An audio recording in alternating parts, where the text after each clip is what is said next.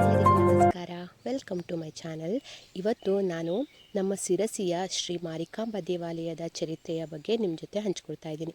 ತುಂಬ ಜನಕ್ಕೆ ಇದರ ಕತೆ ಗೊತ್ತು, ಆದರೆ ಇನ್ನೂ ಕೆಲವು ಜನಕ್ಕೆ ಇದರ ಕತೆಗಳ ಬಗ್ಗೆ ಅಷ್ಟೊಂದು ಗೊತ್ತಿಲ್ಲ ಅಂದ್ಕೊತೀನಿ. ಅಂಥವರಿಗೆ ಈ ವಿಡಿಯೋ. ನಮ್ಮ ಸಿರಸಿಯ ಶ್ರೀ ಮಾರಿಕಾಂಬಾ ದೇವಾಲಯವು ಉತ್ತರ ಕನ್ನಡದ ಅತ್ಯಂತ ಪ್ರಸಿದ್ಧ ಮತ್ತು ಪುರಾತನ ಹಿಂದೂ ದೇವಾಲಯಗಳಲ್ಲಿ ಒಂದಾಗಿದೆ.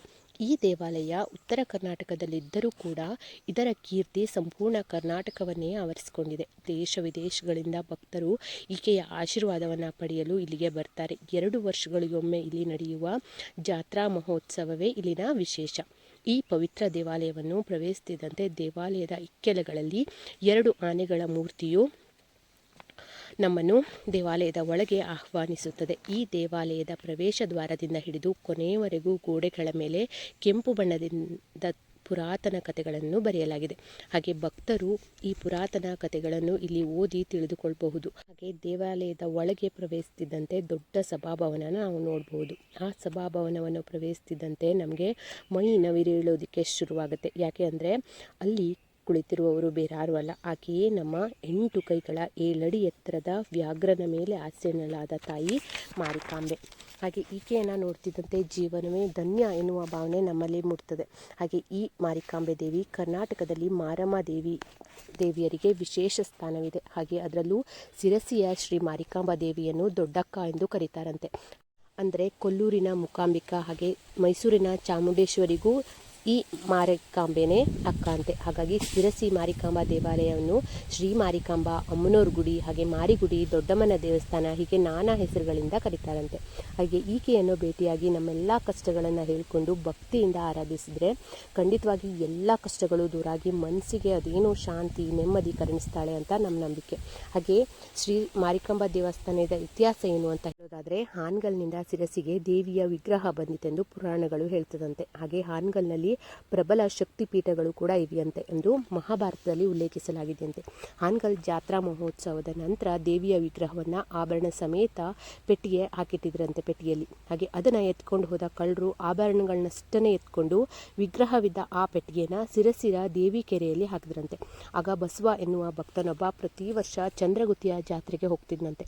ಒಂದು ಬಾರಿ ಜನರು ಅವನನ್ನು ಪೀಡಿಸ್ತಾ ಇದ್ರಂತೆ. ಅದರಿಂದ ಬೇಸರಗೊಂಡು ಅವನು ಚಂದ್ರಗುತ್ತಿಯ ಜಾತ್ರೆಗೆ ಹೋಗದೆ ಸಿರಸಿಯಲ್ಲಿಯೇ ದೇವಿಯ ಆರಾಧನೆ ಮಾಡಿದ್ನಂತೆ.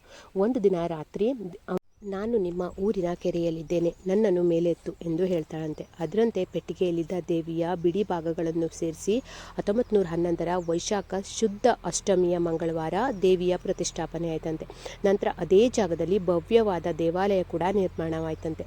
ದೇವಿಯ ವಿಗ್ರಹ ಸಿಕ್ಕಿರುವಂತಹ ಆ ಕೆರೆಗೆ ದೇವಿ ಕೆರೆ ಅಂತ ನಾಮಕರಣ ಮಾಡಲಾಯ್ತಂತೆ. ಹಾಗೆ ಈ ದೇವಸ್ಥಾನಕ್ಕೆ ಇನ್ನೊಂದು ಕತೆ ಕೂಡ ಇದೆ. ಅದೇನು ಅಂದರೆ, ಒಂದು ಸುಂದರ ಬ್ರಾಹ್ಮಣ ಯುವತಿಗೆ ಅನ್ಯ ಜಾತಿಯ ಯುವಕನೋರ್ವ ಅವಳನ್ನು ವಿವಾಹವಾಗುವ ಆಸೆಯಿಂದ ಏನು ಮಾಡ್ತಾನಂತೆ ಅಂದರೆ, ಮಾಂಸಾಹಾರ ಎಲ್ಲ ತ್ಯಜಿಸಿ ಬ್ರಾಹ್ಮಣರಂತೆ ಮಂತ್ರ ಪೂಜೆ ಎಲ್ಲನೂ ಕಲಿತು ಬ್ರಾಹ್ಮಣರ ಮುಖವಾಡ ಹಾಕ್ಕೊಂಡಿರ್ತಾನಂತೆ. ಆಗ ಆಕೆ ಆತ ಶುದ್ಧ ಬ್ರಾಹ್ಮಣ ಅಂತ ನಂಬ್ಕೊಂಡು ಆತನನ್ನು ವಿವಾಹ ಆಗ್ತಾಳಂತೆ. ಹಾಗೆ ಆದರೆ ಒಂದು ದಿವಸ ಗೊತ್ತಾಗತ್ತಂತೆ, ಅಂದರೆ ಅವನಿಗೆ ಮಾಂಸಾಹಾರ ಎಲ್ಲ ಕಂಡು ಅದನ್ನ ತಿನ್ನಬೇಕು ಅಂತ ಆಸೆ ಆಗುತ್ತಂತೆ. ಹಾಗೆ ಅದನ್ನ ತಿಂತಾನಂತೆ ಕೂಡ. ಆಗ ಅದು ತಿಳಿದ ಆ ಬ್ರಾಹ್ಮಣ ಪತ್ನಿ ಏನು ಮಾಡ್ತಾಳಂತೆ ಅಂದರೆ, ಆತನ ರುಂಡನ ಕತ್ತರಿಸಿ ಇಡೀ ಮನೆಗೆ ಬೆಂಕಿ ಹಚ್ಚಿ ತಾನೂ ಕೂಡ ಪತಿಯೊಂದಿಗೆ ಬೆಂಕಿಯಲ್ಲಿ ಆಹುತಿ ಆಗ್ತಾಳಂತೆ. ಈಕೆಯ ಧರ್ಮನಿಷ್ಠೆಯನ್ನು ನೋಡಿದಂತಹ ಊರಿನವರು ಈಕೆನ ದುರ್ಗೆಯ ಅವತಾರ ಎಂದು ಪೂಜಿಸಲು ಕೂಡ ಆರಂಭಿಸ್ತಾರಂತೆ. ಹಾಗೆ ಫಾಲ್ಗುಣ ಮಾಸದಲ್ಲಿ 2 ವರ್ಷಗಳಿಗೊಮ್ಮೆ ಇಲ್ಲಿ ಸತತ 9 ದಿನಗಳವರೆಗೆ ಅದ್ದೂರಿ ಜಾತ್ರಾ ಮಹೋತ್ಸವವನ್ನು ಆಯೋಜಿಸಲಾಗುತ್ತಂತೆ. ಹಾಗೆ ಇದು ರಾಜ್ಯದ ಅತ್ಯಂತ ಪ್ರಸಿದ್ಧ ಮತ್ತು ದೊಡ್ಡ ಜಾತ್ರೆ ಅಂತ ಕೂಡ ಹೇಳಲಾಗ್ತದೆ. ಹಾಗೆ ರಾಜ್ಯದೆಲ್ಲೆಡೆಯಿಂದ ಭಕ್ತರು ಈ ಅದ್ದೂರಿ ಕಾರ್ಯಕ್ರಮದಲ್ಲಿ ಪಾಲ್ಗೊಂಡು ಮೆರವಣಿಗೆಯಲ್ಲಿ ಕೂಡ ಪಾಲ್ಗೊಳ್ತಾರಂತೆ. ಈ ಜಾತ್ರೆಯ ದಿನ ದೇವಿಯ ಮೂಲ ವಿಗ್ರಹಕ್ಕೆ ಸರ್ವಾಲಂಕಾರವನ್ನು ಮಾಡಿ ಪಲ್ಲಕ್ಕಿಯಲ್ಲಿ ಮೆರವಣಿಗೆಯ ಮೂಲಕ ಹತ್ತಿರದ ಬಿಡ್ಕಿ ಮೈದಾನದಲ್ಲಿ ಸ್ಥಾಪನೆ ಮಾಡ್ತಾರಂತೆ. ಅಲ್ಲಿ ವಿಶೇಷ ಪೂಜೆಯನ್ನು ಕೂಡ ಮಾಡಲಾಗ್ತದೆ. ಹಾಗೆ ದೇವಿಯ ವಿವಾಹ ಮಾಡುವ ಸಂಪ್ರದಾಯದೊಂದಿಗೆ ಆರಂಭವಾದ ಜಾತ್ರೆಯು 9ನೇ ದಿನ ಕೋಣ ಬಲಿ ಕೊಟ್ಟು ಚಪ್ಪರಕ್ಕೆ ಬೆಂಕಿ ಹಚ್ಚುವುದರೊಂದಿಗೆ ಮುಕ್ತಾಯ ಆಗುತ್ತೆ. ಇಲ್ಲಿ ಬಲಿ ಕೊಡುವ ಕೋಣವು ಬ್ರಾಹ್ಮಣ ಮುಖವಾಡ ಧರಿಸಿ ಬ್ರಾಹ್ಮಣ ಯುವತಿಯನ್ನು ವಿವಾಹವಾದ ಯುವಕ ಎನ್ನುವ ನಂಬಿಕೆ ಇಲ್ಲಿನ ಭಕ್ತರದ್ದು. ಆದರೆ ಈಗ ಕೋಣ ಬಲಿಯನ್ನು ಕೂಡ ನಿಷೇಧಿಸಲಾಗಿದೆ.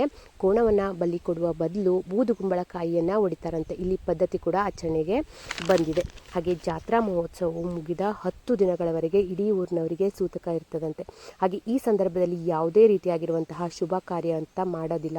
ಹಾಗೆ ಈ ಅವಧಿಯಲ್ಲಿ ದೇವಿಯ ವಿಗ್ರಹವನ್ನು ದೇವಾಲಯದ ಹಿಂಭಾಗದಲ್ಲಿನ ಕೆರೆಯಲ್ಲಿ ಮುಳುಗಿಸಿರ್ತಾರಂತೆ. ಹಾಗೆ ದೇವಾಲಯದ ಬಾಗಿಲನ್ನು ಕೂಡ ಮುಚ್ಚುವ ಸಂಪ್ರದಾಯ ಕೂಡ ಇದೆ.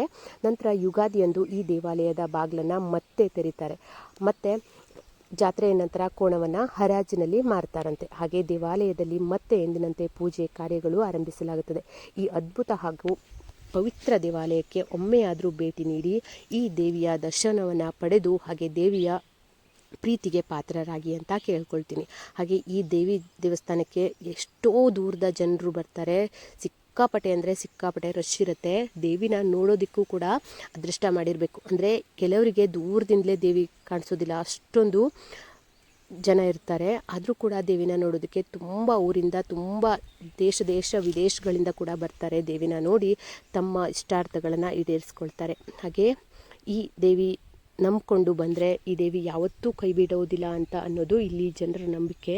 ಯಾವುದೇ ಕಷ್ಟ ಇರಲಿ ಏನೇ ಇರಲಿ ಈ ದೇವಿ ಕಾಯ್ತಾಳೆ ಅನ್ನೋದು ಕೂಡ ನಂಬಿಕೆ.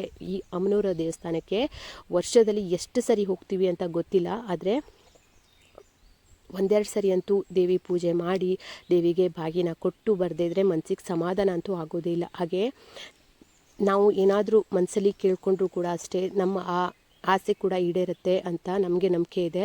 ಯಾಕೆಂದರೆ ಪ್ರತಿ ಸರಿನೂ ಅಷ್ಟೇ ನಾವು ಈ ದೇವಸ್ಥಾನಕ್ಕೆ ಹೋಗಬೇಕು ಅಂತ ಅಂದ್ಕೊಂಡ್ರೆ ಅಥವಾ ದೇವಸ್ಥಾನದಲ್ಲಿ ಏನಾದರೂ ನಮಗೆ ಆಗಬೇಕು ಅಂತ ಕೇಳ್ಕೊಂಡ್ರೆ ಆ ಆಸೆ ಕೂಡ ನೆರವೇರುತ್ತೆ. ಜಾತ್ರೆಯ ಸಮಯದಲ್ಲಿ ಬರಲಿಕ್ಕಾಗದೇ ಇದ್ದರೂ ಕೂಡ ನಾರ್ಮಲ್ ದಿನದಲ್ಲಿ ಬಂದು ಈ ದೇವಿಯ ದರ್ಶನ ಪಡೆದು ಮಧ್ಯಾಹ್ನ ಅಲ್ಲೇ ಅನ್ನ ಸಂತರ್ಪಣೆ ಕೂಡ ಇರುತ್ತೆ. ಅಲ್ಲೇ ಊಟ ಮುಗಿಸ್ಕೊಂಡು ಹೋಗ್ಬೋದು. ಹಾಗೆ ಈ ದೇವಿಯ ದರ್ಶನ ಪಡೆದಕ್ಕೂ ಕೂಡ ಪುಣ್ಯ ಮಾಡಿರಬೇಕು. ಯಾಕೆಂದರೆ ನಮ್ಮ ಮನಸ್ಸಲ್ಲಿ ಏನೇ ಇದ್ದರೂ ಕೂಡ ಅದು ನೆರವೇರುತ್ತೆ. ನಾವು ಏನೇ ಕೇಳ್ಕೊಂಡ್ರೂ ಕೂಡ ಈ ದೇವಿ ನೆರವೇರಿಸ್ತಾರೆ ಅನ್ನೋ ನಂಬಿಕೆ ನಮ್ಮೆಲ್ಲರಿಗೂ ಇದೆ. ಅಂದರೆ ಮೊದಲಿಂದಲೂ ನಮ್ಗೆ ಆ ನಂಬಿಕೆ ಇದೆ. ಈ ಶ್ರೀ ಮಾರಿಕಾಂಬಾ ದೇವಸ್ಥಾನದಲ್ಲಿ ಈ ಥರ ನಡೀತಾ ಇದೆ, ಅವಳ ಶಕ್ತಿ ಎಲ್ಲ ಕೂಡ ನಮಗೆ ಗೊತ್ತಿರೋದ್ರಿಂದ ಹಾಗೆ ನಮ್ಮ ಮನಸ್ಸಲ್ಲಿ ಏನೇ ನಾವು ಕೇಳ್ಕೊಂಡ್ರೂ ಕೂಡ ಆಸೆ ನೆರವೇರುತ್ತೆ ಅಂತ ಹೇಳ್ಬೋದು. ನೀವು ಯಾರ್ಯಾದರೂ ಈ ಥರ ನಮ್ಮ ಮಾರಿಕಾಂಬಾ ದೇವಸ್ಥಾನಕ್ಕೆ ಬಂದಿಲ್ಲ, ಒಮ್ಮೆ ಬಂದು ಭೇಟಿ ಕೊಡಿ, ನಿಮ್ಮ ಆಸೆ ಆಕಾಂಕ್ಷೆಗಳನ್ನು ಈಡೇರಿಸ್ಕೊಳ್ಳಿ. ಹಾಗೆ ಜಾತ್ರೆ ವಿಷಯಕ್ಕೆ ಬಂದರೆ ನೋಡ್ತಿರ್ಬೋದು ಎಲ್ಲ ಥರದ ಆಟಗಳು ಕೂಡ ನಡೀತಾ ಇರುತ್ತೆ. ಹಾಗೆ ಕೆಲವರು ಜಾತ್ರೆ ನೋಡೋದಕ್ಕೆ ಬಂದರೆ ಇನ್ನು ಕೆಲವರು ತಮ್ಮ ಹೊಟ್ಟೆಪಾಡಿಗಾಗಿ ಬರ್ತಾರೆ. ಅಂದರೆ ಬಲೂನ್ ಮಾರಾಟ ಮಾಡೋದಾಗಿರ್ಬೋದು, ಹಾಗೆ ಈ ಥರ ಚಿಕ್ಕ ಚಿಕ್ಕ ಅಡುಗೆ ಸಾಮಾನುಗಳನ್ನು ಮಾರಾಟ ಮಾಡೋದಾಗಿರ್ಬೋದು, ಈ ಥರದಕ್ಕೆಲ್ಲ ಬರ್ತಾರೆ. ಆಗ ಚಿಕ್ಕ ಮಕ್ಕಳು ಕೆಲಸ ಮಾಡೋದನ್ನು ನೋಡಿದ್ರೆ ತುಂಬಾ ಬೇಜಾರಾಗುತ್ತೆ. ಆದರೂ ಕೂಡ ಏನು ಮಾಡೋದಕ್ಕೂ ಬರಲ್ಲ. ಅಂದರೆ ಅವರವರ ಆಸೆಗಳನ್ನು ಅವರು ಈಡೇರಿಸ್ಕೊಳ್ತಾರೆ. ನೋಡ್ತಿರ್ಬೋದು ಈ ಕೋಟೆಕೆರೆ ಹತ್ರ ಎಷ್ಟು ಅಲಂಕಾರ ಆಗಿದೆ ಅಂತ. ಬೆಳಕಿನಿಂದಲೇ ತುಂಬಿಕೊಂಡಿದೆ, ಅಷ್ಟೊಂದು ಅದ್ಭುತವಾಗಿ ಕಾಣಿಸ್ತಾ ಇದೆ. ಆದರೆ ಈ ಥರ ಆಟಗಳೆಲ್ಲ ಆಡೋದಕ್ಕೆ ಭಯ ಅಂತ ಅನಿಸಿದ್ರೂ ಕೂಡ ನೋಡೋದಕ್ಕೆ ಏನೋ ಒಂಥರ ಖುಷಿ ಆಗುತ್ತೆ. ಹಾಗೆ ಎಲ್ಲ ಕಡೆನೂ ಅಷ್ಟೇ ಈ ಥರ ಬೆಳಕಿನಿಂದ ತುಂಬಿದೆ. ಈ ಥರ ಎಲ್ಲ ಥರನೂ ಸೆಟ್ ಮಾಡೋದಕ್ಕೆ ಎಷ್ಟು ಕಷ್ಟಪಟ್ಟಿರ್ಬೋದು ಅಲ್ವಾ. ನೋಡ್ತಿರ್ಬೋದು ಎಷ್ಟು ಚೆನ್ನಾಗಿ ಕಾಣಿಸ್ತಾ ಇದೆ ಅಂತ. ಇಡೀ ಸಿರಸಿ ಪೂರ್ತಿಯಾಗಿ ಇದೇ ಥರ ಬೆಳಕಿನಿಂದ ತುಂಬಿರುತ್ತೆ. ಕೆಲವರು ಈ ಥರ ಆಟಗಳನ್ನು ಆಡೋದಕ್ಕೆ ಬಂದಿರೋರಾದರೆ ಕೆಲವರು ನೋಡೋದಕ್ಕೆ ಬಂದಿರ್ತಾರೆ. ಬಾವಿಯಲ್ಲಿ ಸೈಕಲ್ಲು ಹಾಗೆ ಬೈಕ್ಗಳನ್ನೆಲ್ಲ ಓಡಿಸೋದನ್ನು ನೋಡಿದ್ರೆ ತುಂಬ ಅಂದರೆ ತುಂಬ ಭಯ ಆಗುತ್ತೆ. ನಾನಂತೂ ಒಂದು ಸರಿನೂ ಆ ಥರ ಎಲ್ಲ ನೋಡಲೇ ಇಲ್ಲ. ಹಾಗೆ ತೊಟ್ಲು ಹತ್ತೋದು ಕೂಡ ಅಷ್ಟೇ, ನನಗಂತೂ ತುಂಬಾ ಭಯ. ಆದರೆ ಕೆಲವರು ಹತ್ತೋದನ್ನು ನೋಡ್ತೀನಿ ಅಷ್ಟೇ, ಆದರೆ ನಾನು ಯಾವತ್ತೂ ಕೂಡ ತೊಟ್ಲೆಲ್ಲ ಹತ್ತಿಲ್ಲ. ತುಂಬ ಭಯ ಆಗುತ್ತೆ, ದೂರದಿಂದ ನೋಡ್ತೀನಿ ಅಷ್ಟೇ. ಈ ರೀತಿಯಾಗಿ ನಾವು ಸಿರ್ಸಿ ಜಾತ್ರೆನ 2-3 ಸರಿ ಅಂತೂ ಹೋಗಿ ಬರ್ತೀವಿ ಜಾತ್ರೆಗೆ. ಹಾಗೆ ಜಾತ್ರೆ ಎಲ್ಲ ಮುಗಿದ ನಂತರ ಈ ರೀತಿ ಕ್ಲೀನಿಂಗ್ ಕೆಲಸ ಮಾಡ್ತಾರಲ್ಲ, ಅವರಿಗೊಂದು ದೊಡ್ಡ ಸಲಾಮ್ ಹೇಳಲೇಬೇಕು. ಅದೇ ಥರ ಅಂದರೆ ಜಾತ್ರೆಯಲ್ಲಿ ಸಿಕ್ಕಾಪಟ್ಟೆ ಪ್ಲಾಸ್ಟಿಕ್ ಎಲ್ಲ ಅಲ್ಲಲ್ಲೇ ಬಿಸಾಕಿ ಹೋಗಿರ್ತಾರೆ. ಜಾತ್ರೆ ಮುಗಿದ ಮೇಲೆ ಇದನ್ನೆಲ್ಲ ಕ್ಲೀನ್ ಮಾಡುವಂತಹ ನಮ್ಮ ಪೌರ ಕಾರ್ಮಿಕರಿಗೆ ದೊಡ್ಡದೊಂದು ಸಲಾಮ್ ಹೇಳಲೇಬೇಕು. ಹಾಗೆ ಬನ್ನಿ ನಮ್ಮ ಸಿರ್ಸಿ ಜಾತ್ರೆಗೆ ಅಥವಾ ಸಿರ್ಸಿಗಾದರೂ ಬಂದು ಶ್ರೀ ಮಾರಿಕಾಂಬೆಯ ದರ್ಶನ ಪಡೆದು ನಿಮ್ಮ ಅನಿಸಿಕೆಯ ಆಸೆಗಳನ್ನೆಲ್ಲ ಈಡೇರಿಸ್ಕೊಳ್ಳಿ ಅಂತ ಕೇಳ್ಕೊಳ್ತೀನಿ. ಹಾಗೆ ಇದಾಗಿತ್ತು ಇವತ್ತಿನ ವಿಡಿಯೋ. ಈ ವಿಡಿಯೋ ನಿಮಗೆ ಸ್ವಲ್ಪನಾದರೂ ಇಷ್ಟ ಆಗಿದ್ರೆ, ಯೂಸ್ಫುಲ್ ಅಂತ ಅನಿಸಿದ್ರೆ ಪ್ಲೀಸ್ ಒಂದು ಲೈಕ್ ಕೊಡಿ. ಹಾಗೆ ನಿಮ್ಮ ಫ್ರೆಂಡ್ಸ್ ಆ್ಯಂಡ್ ಫ್ಯಾಮಿಲಿಗೆಲ್ಲ ಶೇರ್ ಮಾಡ್ಕೊಳ್ಳಿ. ಹಾಗೆ ನಿಮ್ಮ ಅನಿಸಿಕೆನ ನನಗೆ ಕಮೆಂಟ್ ಮಾಡಿ ತಿಳಿಸಿ. ಅಂದರೆ ಶ್ರೀ ಮಾರಿಕಾಂಬಾ ದೇವಿಯ ಚರಿತ್ರೆ ನಿಮಗೆ ಏನು ಅನ್ನಿಸ್ತು ಅಂತ ನನಗೆ ಕಮೆಂಟ್ ಮಾಡಿ ತಿಳಿಸಿ.